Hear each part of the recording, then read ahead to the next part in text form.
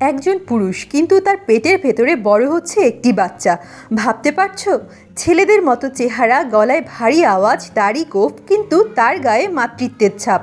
বন্ধুরা, আজকে তোমাদের এমন দুজন পুরুষের গল্প শোনাবো যারা নিজের পেটেই সন্তান জন্ম দিয়েছে।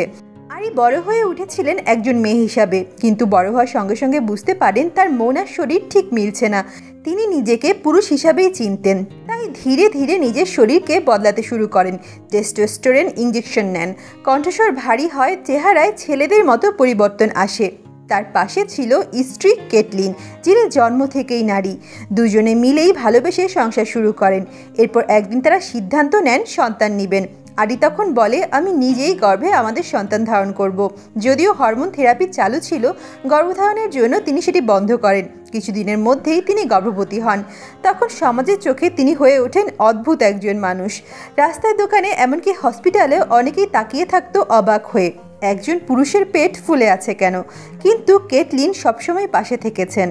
আর এই গর্ভাবস্থার শেষ দিকে যখন সময় ঘনিয়ে আসছে, তখন হসপিটালে যেতে হয়েছিল কেটলিনের সঙ্গে। নার্সরা প্রথমে খুবই দ্বিধায় ছিল। একজন পুরুষ রোগী যিনি সন্তান জন্ম দিতে এসেছেন, কি অদ্ভুত! হসপিটালের অনেকে যেন ঠিক বুঝে উঠতে পারছিল না কিভাবে আচরণ করবে। আরি তখন অনেক নার্ভাস ছিলেন। শারীরিক যন্ত্রণা তো ছিলই, তার সঙ্গে ছিল এক অদৃশ্য মানসিক চাপ। কিন্তু কেটলিন হাতটা শক্ত করে ধরে রেখেছিলেন।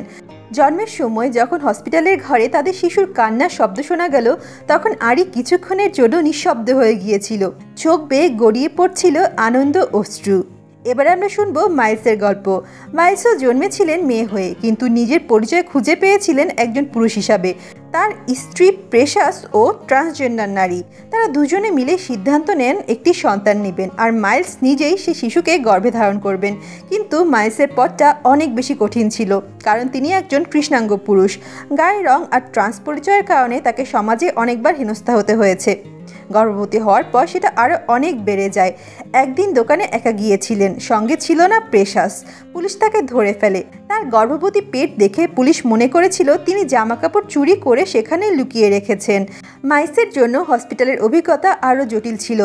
চিকিৎসকদের অনেকে যখন বুঝলো একজন দাড়িওয়ালা মাংসল চেহারার পুরুষ সন্তান জন্ম দিতে এসেছেন, তখন অনেকেই চুপচাপ ছিল, আবার অনেকে চোখের আড়ালে হেসেছেন।